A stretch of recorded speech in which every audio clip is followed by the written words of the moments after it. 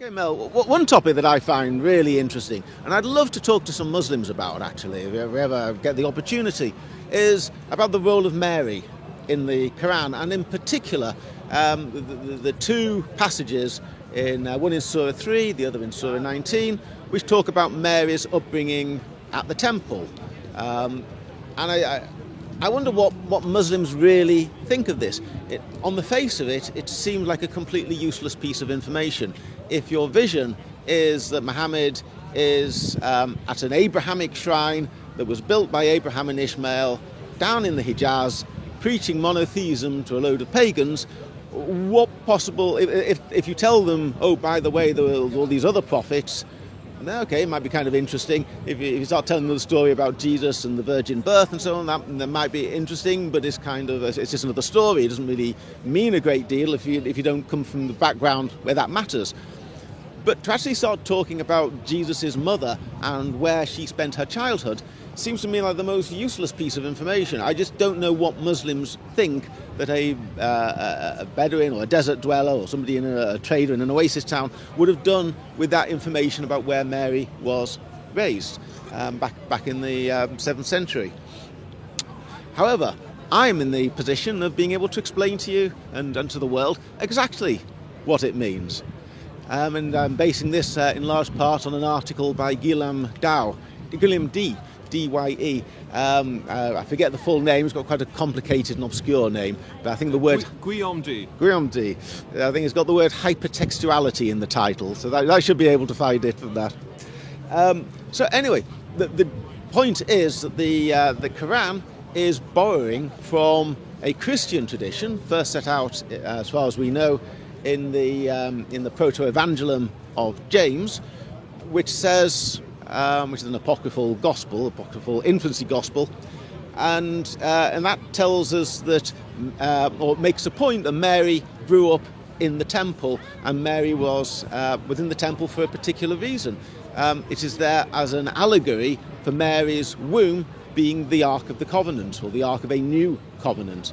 To set a little bit of background to this, in the Old Testament, God's covenant with the Israelites was made real in the stone tablets, which were placed inside the golden Ark of the Covenant. And in Deuteronomy chapter 12, the Israelites are told, when you get into the Promised Land, there will be a particular place, and you will put the Ark of the Covenant there. And God's presence, which is in the Ark of the Covenant and with the Israelites in the wilderness, that will then transfer to that place. And other parts of the Torah talk about making the Hajj to that place, and the 3 Hajj feasts, the feasts of pilgrimage that the Israelites are told they have to perform 3 times a year. Well, for Christianity, Jesus represents a new covenant. So Mary's womb would represent the ark of that new covenant, and it is for that symbolism that Mary, the Proto-Evangelium of James, says that Mary grew up in the Jerusalem temple. She grows up on the very spot where the Ark of the Covenant had once stood to represent this. Now I don't say for one moment whether this is true or not. I've got no views on them. I have no idea where Mary grew up. But my point is, that's why the story is told. It's told to put Mary in the place where the Ark of the Covenant is, to represent Jesus, the fruit of her womb, as being the new covenant between man and God. I'm just going to jump in on that. So the Ark of the Covenant originally was a container, a box if you like, where the 10 Commandments were stored. And that was God's word inside this container. And so Jesus inside the womb of Mary would then be the equivalent of that, so the new covenant within the ark. It was interesting when you spoke to me yesterday about the idea of dealing with this topic, because I saw this verse in Psalm 46:5, and I'll just quote it to you, which is very relevant to this, and it's like a fulfillment of it, is God is in the midst of her. And that's really the idea, really, that you're presenting of the new Ark of the Covenant. God is in the midst of her, that is, Jesus is in her womb. Would you like to continue from there? Well, yeah, I mean, I just wonder, how on earth Islam would have explained this otherwise, other than the presence of Mary in the temple.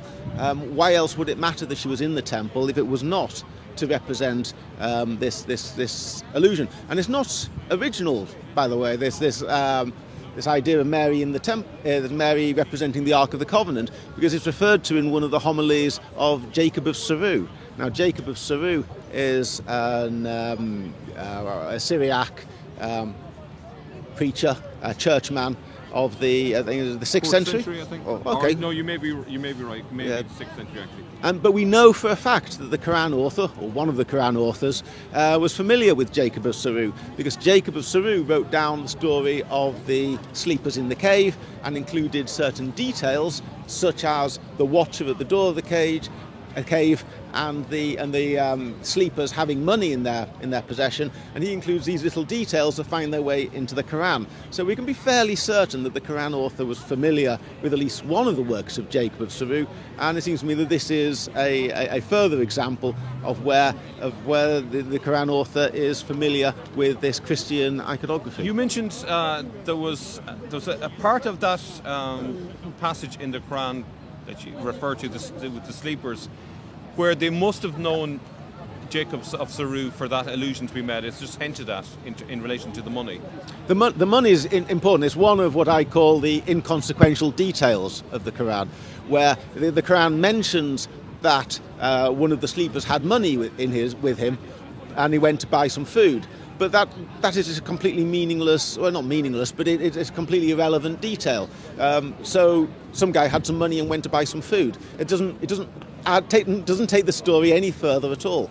In Jacob of Saru's version, it does take the story forward, because in Jacob of Saru's version, it's the emperor's face appearing on the coin that alerts the town people to the fact that these are people who've been asleep in a cave for 100 years, and they say that guy hasn't been the emperor for the last 100 years, and so rather like a science fiction time traveller film, this is what leads to the discovery that they've not been asleep for a few hours, they've actually been asleep for 100 years. This is a sort of but I just mentioned that there is also the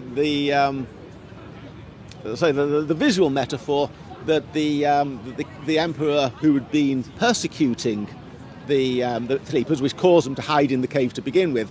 The emperor who'd been persecuting them, he's now dead. He's long gone. He's dead in his cold grave.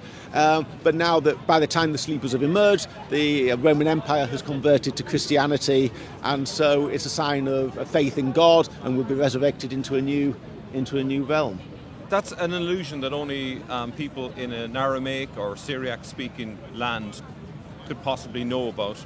Certainly not in Arabia Deserta, the uninhabited Arabia, where you find, for example, most of the Hijaz. So again, I would suggest that this is suggesting that the population that is being spoken to are way up north, or maybe again way down in the south in Yemen, but certainly not in the middle of Arabia, where hardly anyone lives, and they don't have access to libraries of ancient Syriac sources like. There are only two possible explanations for the mention of the money in the Quran. One would be that the Quran author, or at least the author of that passage, was simply repeating facts without any kind of meaning or purpose. The other is that he was alluding to this, and he was assuming that the audience knew about it. I very much veer towards that latter explanation. I think that the Quran author knew what the money was signified, and he was assuming that his audience would also recognise the reference, because there's just simply no reason for mentioning it otherwise. And possibly the audience are Syriac speakers as well. That's the other little detail out of that. So back to Mary. Okay, well, actually, back to the Ark of the Covenant, yeah. Because in rabbinic thought, they've got this word called Shekinah, and this is a word that's come about. I don't think it's been used at the time that the Bible was written. In biblical times, it was a word that rabbinic Judaic thought used subsequently to describe the real presence of God. And the real presence of God might appear, for example, in a group of people praying. You might say, well, God is amongst us, particularly after the destruction of the temple. But it's also a word used by rabbinic scholars in the Talmud for the real presence of God with the Israelites in the wilderness, as a pillar of flame or a pillar of fire, or as a presence of the Ark of the Covenant, or when the Ark of the Covenant is brought into the temple, in the temple. So the word Shekinah has this very clear, very specific meaning in rabbinic thought of meaning God's presence, particularly, amongst other things, in relation to the Ark of the Covenant.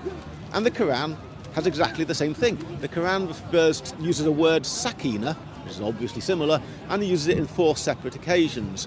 3 of them relate to strengthening somebody spiritually, like, for example, 2 people in a cave in Surah 9. But also, on the 4th occasion, it's used in particular in relation to the Ark of the Covenant. So I don't memorize these things, but in Surah 2, verse 248, there's a description of the Ark of the Covenant entering into the Promised Land, and it uses the word sakina in relation to that.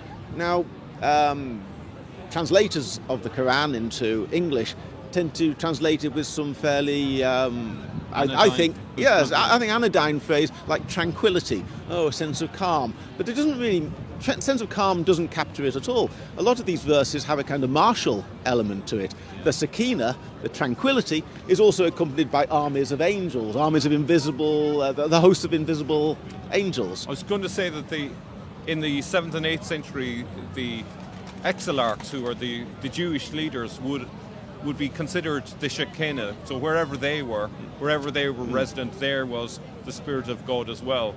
And so that might have fed into that idea of you mentioned about people being strengthened by the Shekinah, so perhaps there's a link there. They obviously would have been aware of that, especially in Iraq, in Babylon, in Kufa, which is obviously connected with the writing of the Qur'ans in the early days.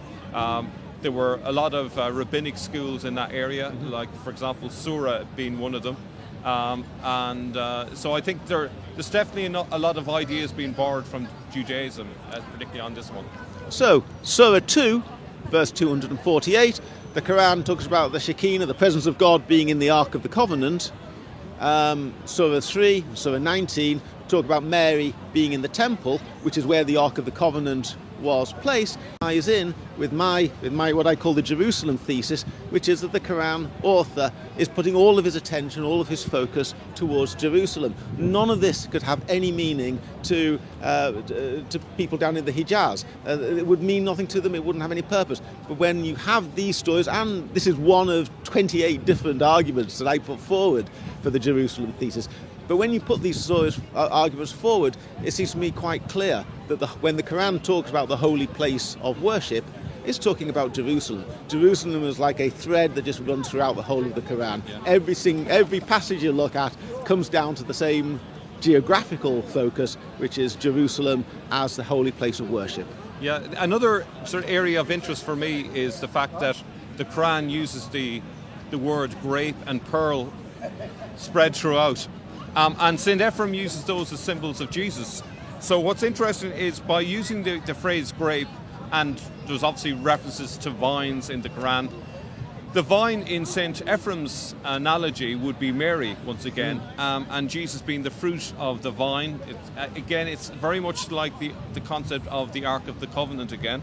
And what's interesting is in Syriac, fruit of the vine was called Yalda da Jepeta, which has a double meaning in Syriac. It means fruit of the vine and child of the vine. So when Jesus talks about, I will not drink again this cup until I drink the child of the vine in my new kingdom. I'm paraphrasing just ever so slightly there. I would suggest that there are a lot of hidden symbols in the Quran that also back up your idea of the Ark of the Covenant. We have multiple references to fruit, such as grapes. There's multiple references to vines. We have references also to pearls. Of course. And a pearl, remember, a pearl is kept where? Where do you find a pearl? It's inside a shell, which again is that Shekinah idea. And in ancient times, who was pictured standing on a shell? Have you heard of, or have you seen the picture of Venus standing on the shell? Well, Venus is an alternative goddess to Aphrodite.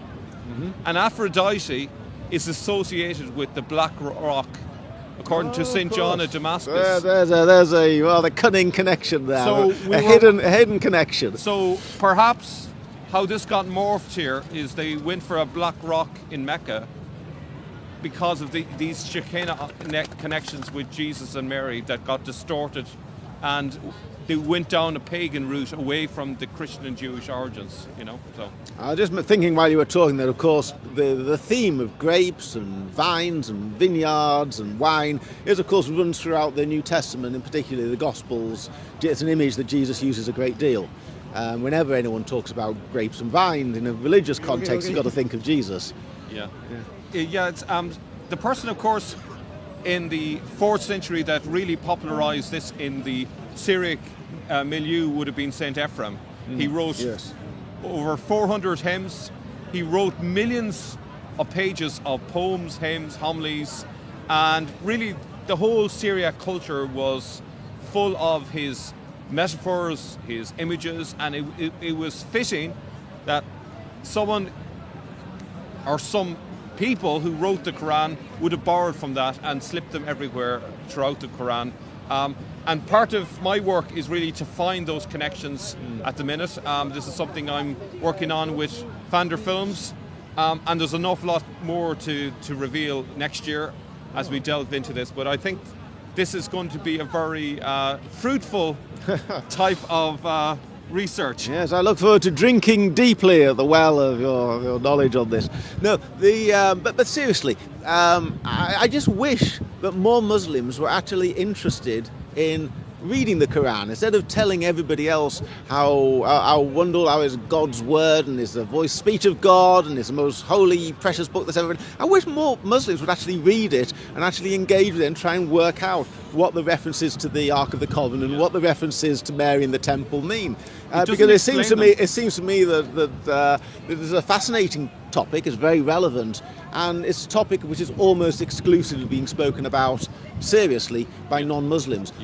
Muslims themselves just seem to have a refusal to look and engage with the material in a sensible way. I think a large part of that is because they believe the book is a divine book, whereas from our point of view we see it as a very human book with hundreds of human fingerprints all over it and lots of history behind it. But even if it was divine, all the more reason for reading it. Yeah, if you really thought that this is the God's ultimate statement to mankind, surely you'd want to try and tease these things out. You'd want to understand them more.